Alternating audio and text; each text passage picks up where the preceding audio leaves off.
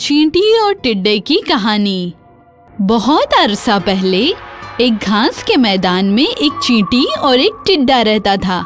दिन भर चींटियां बेहद काम करती थी। दूर खेत से गेहूं के दाने लाने का मशक्कत भरा काम वो करती थी। उनका ये काम बेहद नज़्म ज़ब्त से चलता था। हर सुबह वो जल्दी में रहा करती।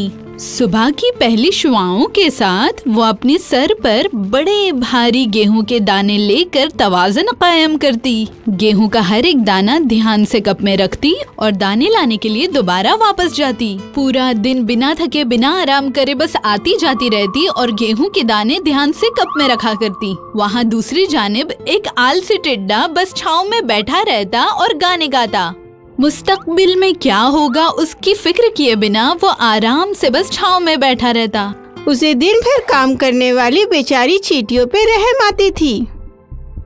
दिन गुजर रहे थे, तभी आलसी टिड्डा घास पर कूदता और आराम से लजीज खाना खाता रहता।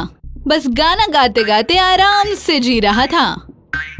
जब चींटियां दाने लाकर घर में संभाल कर रख रही थी और मेहनत कर रही थी। एक दिन रोजाना की तरह जब सारी चींटियां दाने ला रही थी, तब उनमें से एक चींटी भारी दानों की वजह से नीचे गिर गई और दर्द की वजह से रोने लग गई। उसकी मदद करने के बजाय टिड्डा उसे देखकर हंसने लगा। चींटी ने कहा, मियाँ टिड्डे, ये दाना उठाकर मेरे घर तक ले जाने में आप मेरी मदद करेंगे क्या? मैं आपकी बेहद शुक्रगुजार रहूंगी।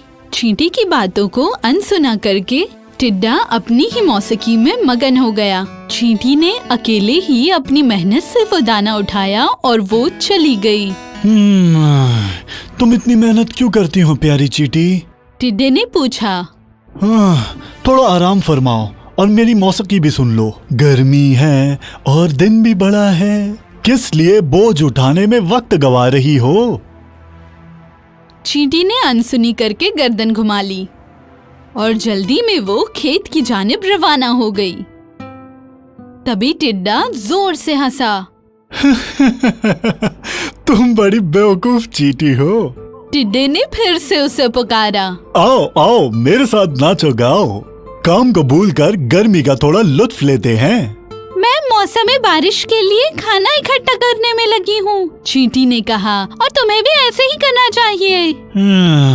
बारिश की इतनी फिक्र क्यों करनी है? टिड्डे ने जवाब दिया।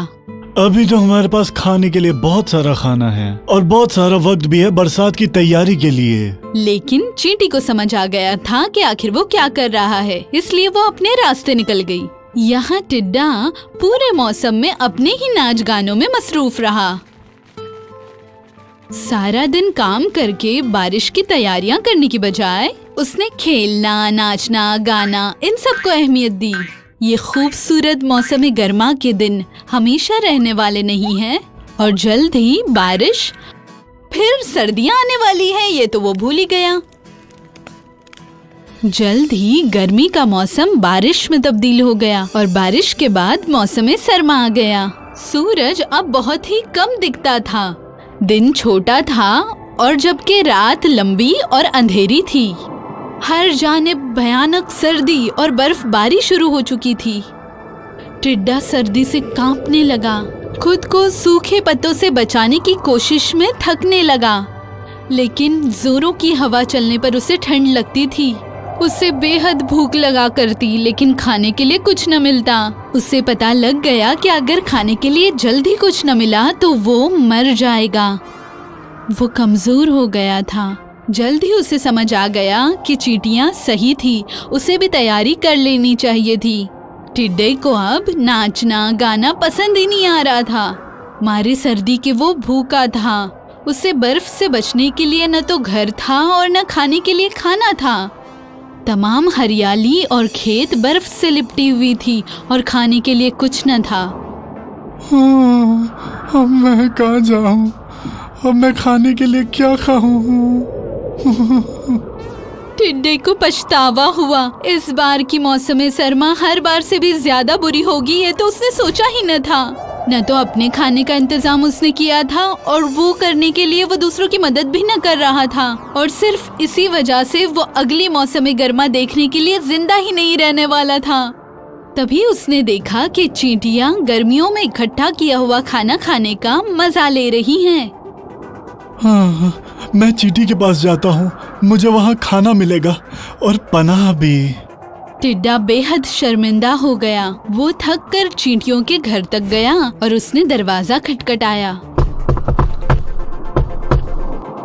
आदाब चींटियों, वो मुस्कुराते हुए बोला, मैं हाजिर हूँ तुम लोगों के लिए गाने, लेकिन उसके लिए मुझे थोड़ी सी गर्मी चाहिए और कुछ खाना भी चाहिए ताकि मैं गा सकूं। नहीं नहीं जनाब टिड्डे, हमें आपका गाना सुनने की कोई ख्वाहिश नहीं। टिड्डे ने उन्हें घर में दाखिल होने की दरख्वास्त की और जिंदा रहने के लिए खाना देने की भीख मांगी। क्या? चींटी ने हैरत से कहा, मौसम सरमा के लिए आपने कोई इंतजाम न किया तो मौसम गर्मा में आप आखिर कर क्या रहे थे? वो मुझे खाना जमा करने के लिए वक्त ही नहीं मिला। टिड्डे ने अपनी वजह बताई। मैं मौसीकी में इतना मुब्तला था कि पता ही चला कि गर्मियों का वक्त कब निकल गया। चींटियों ने उसकी तरफ नफरत से देखा और उसकी जानिब पीट करके अपने अपने काम पर रवाना हो गई। एक चींटी जिस पर टिड्डा हंस पड़ा था, वो उसकी जानिब मुड़कर बोली, तमाम मौसमी गर्मा मैं काम करती रही और तुम गाना बजाते रहे और मेरा मजाक उड़ाते रहे। अब तुम्हारे लिए मेरे पास न तो खाना है और न ही आसरा है। मौसम सरमा के लिए तुम्हें अपने बारे में सोचना चाहिए था। चींटियों ने टिड्डे के मुंह पर दरवाजा बंद किया और टिड्डा रोने लगा।